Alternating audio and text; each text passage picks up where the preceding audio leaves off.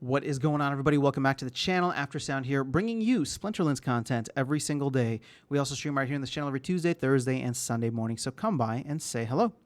All right, guys, let's just hit this one right off the bat. We're going to open up a can of worms here and talk about the changes to ranked play, which recently happened just a little bit over a week ago. So we're not even a full season into this, where leagues were taken out and leaderboards were taken out, and we now just have kind of one main league where you can use high level cards or max level cards all the way from bronze.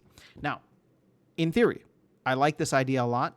In practice, so far, it hasn't, had too much of a negative impact on me per se. I'm actually still hanging out around gold 1, or sometimes I'll slip into diamond 3. It is a little frustrating to have to go up against max level cards since my deck isn't completely maxed, but that's actually where I want to focus on for this video, because the main criticism that I have seen from many players around the ecosystem on Discord, Twitter, Reddit, wherever, is that this change is essentially discouraging a lot of lower level players, because now they're not able to play in their individual sandboxes of bronze, silver, or gold. And again, that did impact me since I was kind of hanging out in gold.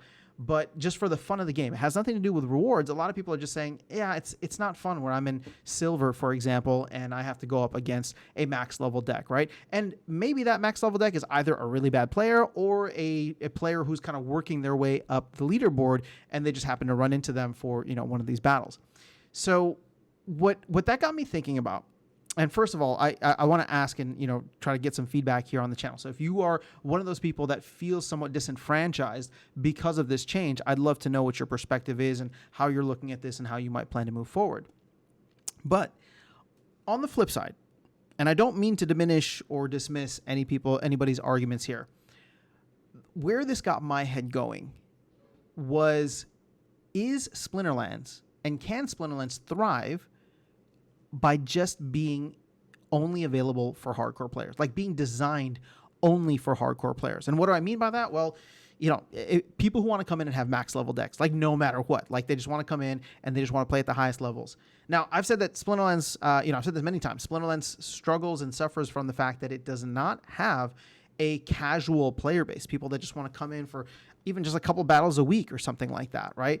Most people who get into Splinterlands kind of take it really seriously. And then we have a majority, let me not say a majority, but a disproportionate amount of people playing at the highest levels, right? High gold or diamond and above, which again is like, yes, that might not be the majority of players, right? If we have like maybe 500 players in that top tier and maybe like 2,000, 2,500 players overall, even 5,000 players, right? If you just count everybody that's in gold, even if you have that, the fact that there's like this top tier of players is disproportionate, right? Because usually you'll have like a long tail where you have top tier players at the top, and then there's a bunch of like casual players. But Splinterlands isn't really designed like that, right? It is very much pay to win, is very much like, level up to win. And these changes in ranked make it so even further. And so again, I want to get your feedback on this, on how the experience has been for you. But the other part that I want to focus on with the video is actually trying to figure out, like, how many players would we actually need in the game that would want to be max level players in order for this to make sense, in order for Splinterlands to actually thrive. And so one of the areas in which I look at this is the Chaos Legion packs, right? So you can see here we burned about 2.5 million out of the total 15 million. And I did the math earlier, right? So if you just take 12.5 million Chaos Legion packs, right? And we'll use Chaos Legion as the limiting factor because it is the largest set. I mean, the reward cards are even larger, but we'll get around that for a second. If you take that, right, the 12.5 million, and divide it by roughly 3,300 packs per, 3,300 packs makes a max level deck. And I know there's some gold foil in there too, but, just bear with me. That makes less than 3,800 max decks for Chaos Legion, right? And, fine, even round that up to 4,000. So what you would need in order for this game to absolutely skyrocket is only 4,000 people playing at the highest levels, wanting a max copy of all of the best cards in the game. And we have 500 right now, right? Roughly, maybe a couple more in in Wild. But you think about the fact that if we have 500 and we only need like 3,000, 3,500 more, again, my whole point with this isn't to say like that's the direction that the game can go. I'm just saying that can the game be successful? And when I look at 3,500 in the grand scheme of things, in the amount of people that are into crypto gaming and that are into crypto, I should say, and specifically crypto gaming, and that are looking for projects that have the money to be able to do this, 3,500 does not seem like a lot. It really doesn't.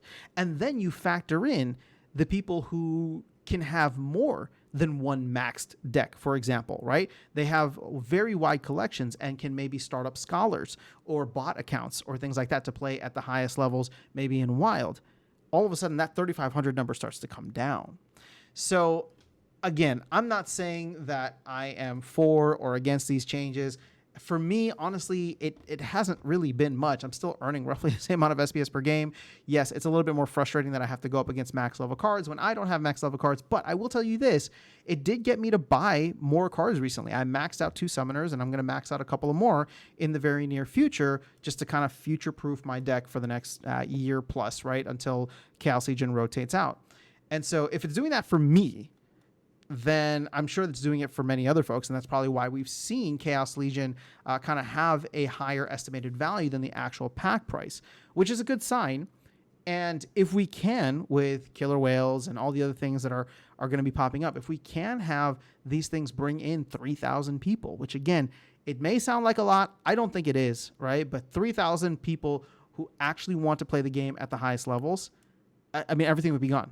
It's just simply that everything would be gone and SPS would be, SPS would be significantly higher than where it is right now at 3 cents.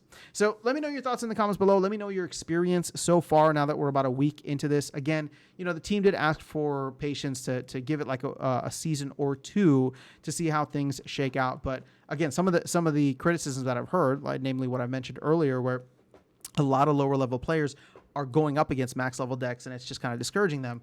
That's not going to change in a couple of that's not going to change in a couple of seasons, right? Now, maybe there's a large amount of players that are, booting up their modern accounts, right? Maybe they've just been botting in Wild for a while, but now they want to start playing in modern. Then, maybe that's the case. But if there's constantly new players coming into the game and they want to play at the highest levels, well, then you're going to keep running into them as they make their way up and up and up. And we would want that, right? We want new players coming in and new players playing at the highest level. So let me know your thoughts. Let me know your experience. Otherwise, I will catch you all in the next video and see you around the game. Take care.